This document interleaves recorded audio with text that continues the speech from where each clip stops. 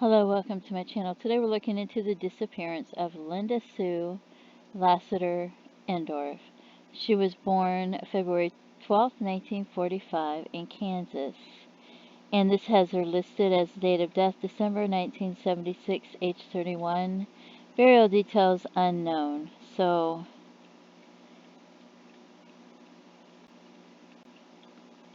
and there's another photo of her. It's very sad.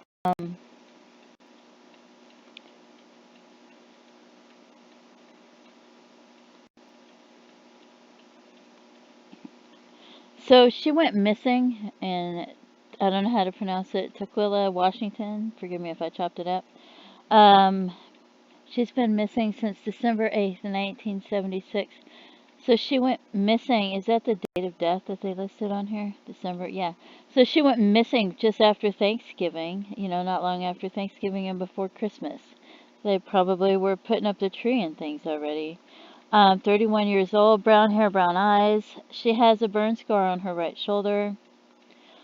She was last seen December 8th, 1976, after she finished her shift at the Seattle Tacoma International Airport and left for home at 10:30 p.m. She worked as a ticket agent for Western Airlines. She was supposed to report back to work on December 15th, so that's 7 days off, but she never did, and she's never been heard from again. On December 17th, more than a week after she was last seen, which was December 8th,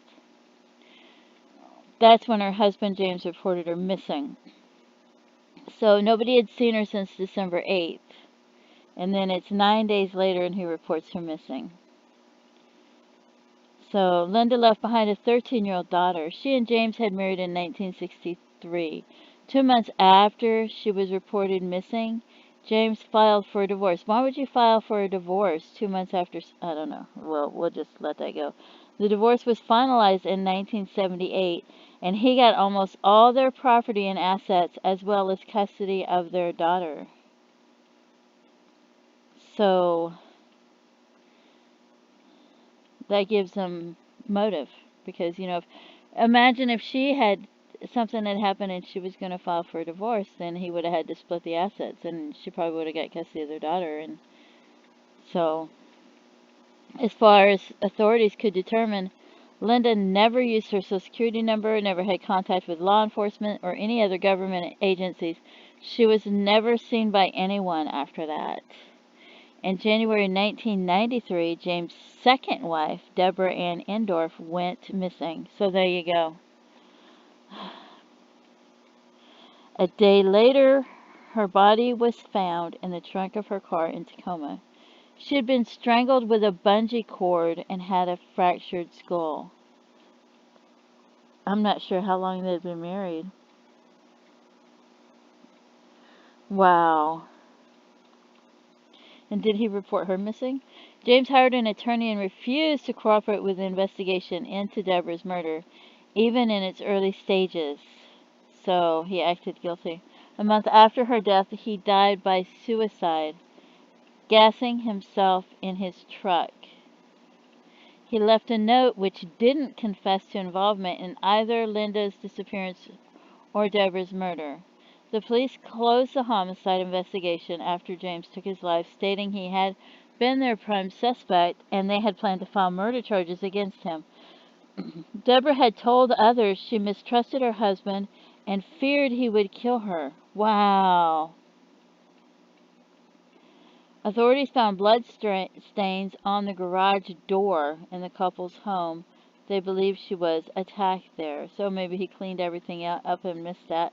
The investigation into Linda's disappearance was renewed after Debra's murder, but authorities couldn't find any additional evidence in her case. Her case remains unsolved and she is considered to be missing under suspicious circumstances.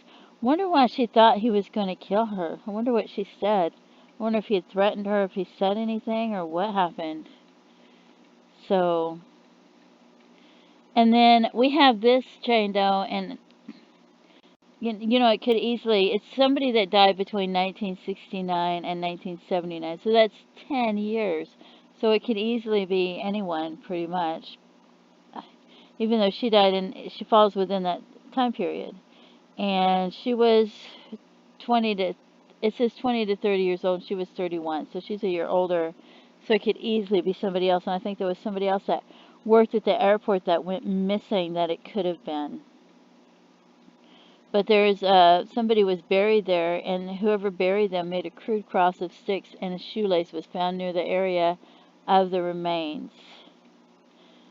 It was just their cranium, and 3 bone fragments were discovered at a dumping site in the woods. So it sounds like they didn't even bury them, like they just dumped them there and made a cross. So I don't know. And I don't know how much trouble her husband would have went to if he just left her in the trunk of the car. I don't know. That's really sad. And I didn't really go through the Jane Does a lot. But you know, if they're in this area. Oh, and I wanted to show you, like, this is where the one lady, this is where they lived. And then the second woman was found here, Tacoma. And this is where the Jane Doe is at, the one that's buried. But we'll zoom in and look at it. Because there's water there if you have a boat. I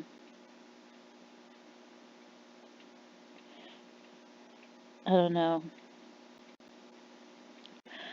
I don't think there's as many Jane Does as... There's missing people, but there's not as many Jane Does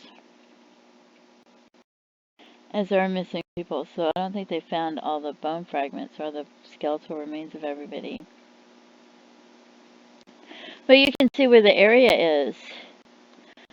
If you have a boat, you could get rid of somebody's remains there. You could go, if you know how to go across the Canadian border back then, in the 70s, you probably could just drive across. And then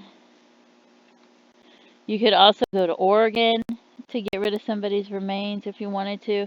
You know, if you wanted to go across state lines, or you could go to Idaho, or, you know, so... I'm just saying, there is this person's remains here, and there's a lot of other does. I didn't go through them very thoroughly, but, so this could be anybody. It doesn't necessarily mean it's her just because it's there, because it doesn't have any height, it doesn't have any weight, doesn't have their hair color, doesn't have any information whatsoever. So, which is really sad. There's no dentals.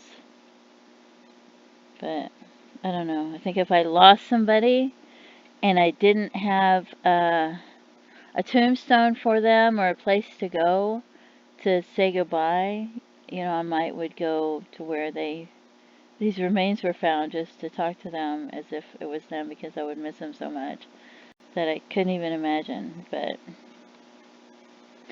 she was very beautiful. And there's the other picture. This is a much better picture. And she was so beautiful. So it's very sad.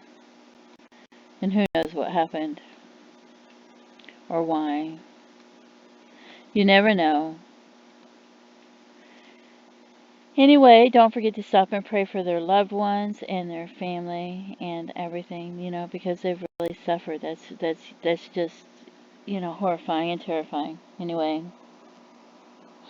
and thank you so much for tuning in. Have a great day. And if you know anything about where her remains could be found, I would imagine maybe this woman, Debra Endorf, maybe she knew something. Maybe he said something to her and that's why she was afraid. Maybe she told somebody. Maybe somebody knew. Maybe if anybody ever got drunk and told somebody where their remains might be found or anything like that, and you think you might know where they are, let the authorities know. Just let them know. Let them decide if, you know, if you have any information about cases, you should always let the authorities know. Whether you feel it's hearsay or important or unimportant, you don't know.